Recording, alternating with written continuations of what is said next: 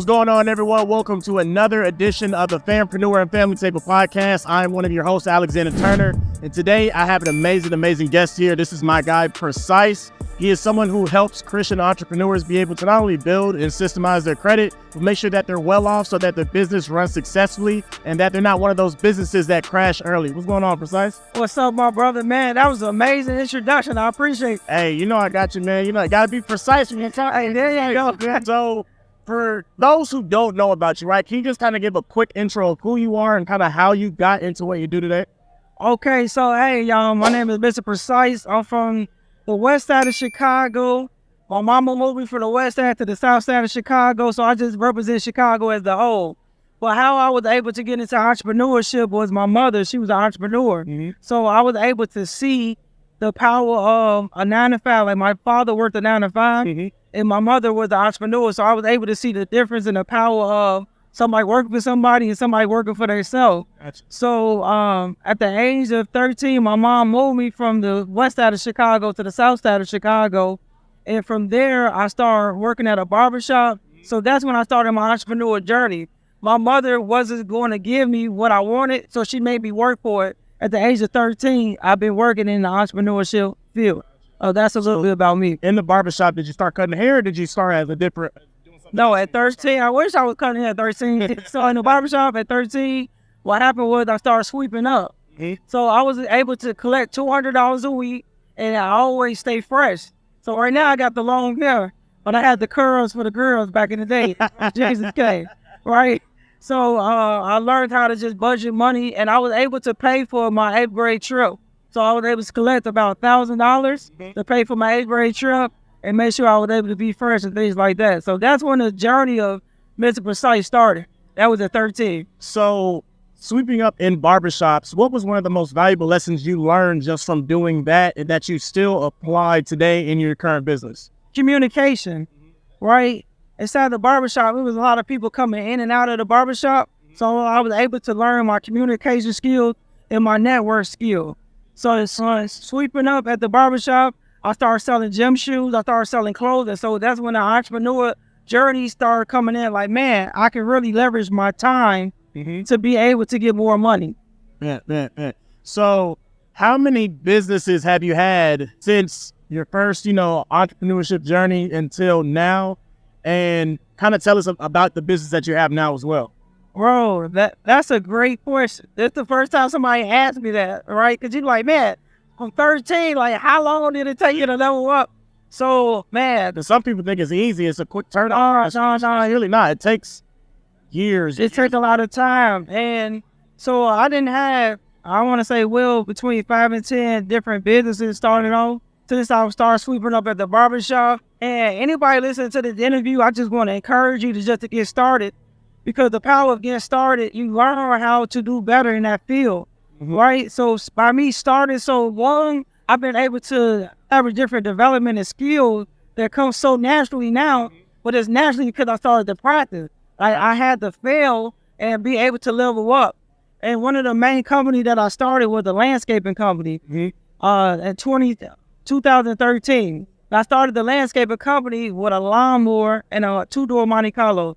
And the crazy thing about this, right? A 2-door Monte Carlo, and I never cut grass before. So from the west side, never cut grass. South side, never cut grass. My father was like, no, I'll do it myself.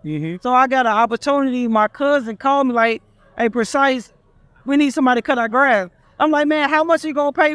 How much they gonna pay me to cut the grass? It was $30. I said, for this little square, $30? I said, okay, cool. So that's when I was like, man, let me dig deep. Never cut grass before, but this is the power of just getting started. So I called my dad. I was like, Dad, I need to borrow your lawnmower. He said, sure, son.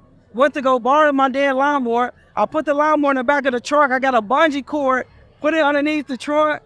And everybody like, bro, you got a brand new Monte Carlo. Why are you using this?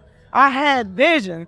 See, a lot of people have sight, but they don't have the vision. The vision was, what can I have to start off with something small and I can make it bigger, right? I can get $1 million company just with a lawnmower and a trimmer. That about between $100 to $200 start-off fee. For me, it was free because I ain't even have to use the start. So I went to my dad, got the lawnmower, bungee cord, to this year, I've been able to scale that business to a 6-figure business. And it was for something I didn't have no money, didn't have no knowledge. And you still got the business? I still have the business to today. Dang. And Okay. the reason why I have the business for today is because I'm real big on giving back. So when God gave me this vision, I said, man, a lot of people are going to go to college and they're going to come back looking for the job. I'm going to be the one to be able to employ them. There's going to be a lot of people that make mistakes, that get incarcerated, and I'm going to be the person that be able to employ them. So now what I do is I employ at-risk youth in the city of Chicago, and I teach them the trade of entrepreneurship. And I show them how to start their own business and how to scale with a landscaping company. So I want to connect that business with one of your most successful current business ventures that you're doing now, right? So you're teaching at-risk youth entrepreneurship, Yes. right? But as kids, and even, sometimes we see entrepreneurship, but we never get taught the credit side Right. and how to structure your business properly. So you're not using your capital, you can use somebody else's capital. Right. So how are you, or what are some of the things that you can kind of give to the audience right now, or give to the youth that's watching this, right, about learning about credit right now, no matter the age, Right. and just give them like a important tip that most folks might not either think about or know about when it comes to credit? Okay. So that's an amazing question. So let me connect the dots. So in the city of Chicago, I have a program called Precise Vision Academy. And with Precise Vision Academy, what I do is I teach financial literacy to them. And one of my biggest things is to put down the gun and pick up the credit card, right? Because a lot of times in our life, we risk it because we feel like we don't have anything. So I teach them about financial literacy and teach them how important it is to have OPM, which you were talking about, which is the other people's money. Other people's money is so important because for having nothing, you can have something just by having a good name, right? So what I do is teach them the importance of how the credit is set up. So, the most important thing is the history. So the relationship part, that is worth 35% of the credit profile. So I pretty much break down all the important nuggets with the credit and tell them how important relationships is, how important network is. Because a lot of people feel like they don't understand credit because they don't get it, but it's so simple, right? So a nugget that I tell the audience about credit is make sure that you put all your bills on automatic payment, because you're going back to the credit history. The credit history is worth 35%. One late payment can drop you between 50 and 100 points. But then the next thing is, when we talk about the second most important thing, is the credit utilization. Credit utilization is worth 30% of your credit profile. That's so what right there. There you go. So what I try to explain to my audience is this. With the credit utilization piece, you have a bill cycle date, you have a payment date. A lot of people focus on the payment date. Yeah, the payment date is crucial, but the bill cycle date is really the true source. And how I explain it to people is you can look on your statement, but let's just say your payment date is due on the 15th. You shouldn't touch that credit card until after the 18th, because in the cycling period, that's when they cycle in the interest, and the interest is what's hurting a lot of people, right? The third gem that I give people is this. When you get your personal credit together, you want to start that business. You want to get that LLC, because accidents happen all the time. And once again, we talked about that one missed payment. That one missed payment can stop all your history from building, your credit profile. So you can have a 750, close to 800, but if that one late payment drop you, now when you try to go on to the other side, the business funded side, when you have that LLC and you try to get that personal guarantor, it's going to mess you up because you have that late payment. While you have that 700, while you have that 750, when you have that good credit score, don't wait, right? We started an interview when I was telling you about how it's so important just to get started, right? How you got to just get started. So if you get started and you get your business set up the proper way, you can get the business credit card that's not associated with your personal credit. So now you can get the funding, and now you can scale your business and go to the next level. I like it. So there are a lot of people now talking about, okay, obviously you got to get your personal credit right. Because you want to get business credit, but people often, and they talk about how to build your personal credit report, right? Not a credit score, it's a credit report. on how to properly get business funding. But I know when you create that LLC, there are certain things that you need to have within your business as well, Right. to get the maximum amount of funding possible. So can you kind of go over some of those things that somebody needs to on how to structure the business and what to input in their business, so that when they have that good credit report and that good business, they can get the funding that they want? Hey, bro, you're doing an excellent job with these questions, right? I love it. We're teaching a master class real quick. So y'all want to make sure y'all watch this episode again. So let's get to it. So once we form my LLC, the most important thing that you want to do is you want to make sure you find a name.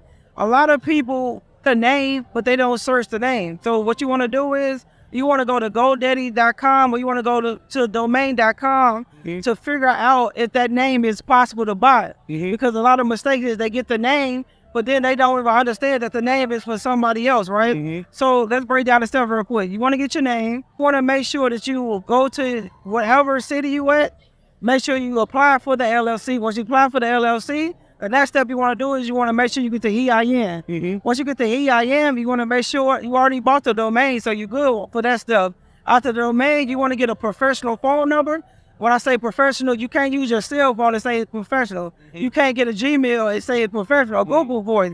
You want to go actually get the 1-800 number. Once you get the 1-800 number, the next thing you want to do, you want to get a professional address, right? When you get the professional address, and do not go get a P.O. box. A P.O. box is not a professional address. So once you get the professional address, the last step you want to do is get a business bank account. Once you get the business bank account, you ready to start getting funded. So when you said the professional address, right, and not to use a P.O. box, what are some of the type of professional addresses that they can get that would be beneficial? Okay, so you want to get a virtual office, and it's a lot of different virtual offices that you can choose from. So it's all depending about your budget. One of it is called iPostal, but you can always go to google.com and put in virtual address to find out that information and pay for it. Gotcha.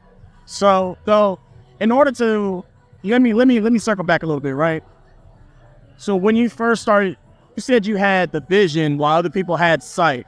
All right. So what's your vision for your company and the impact that you want to share to the world?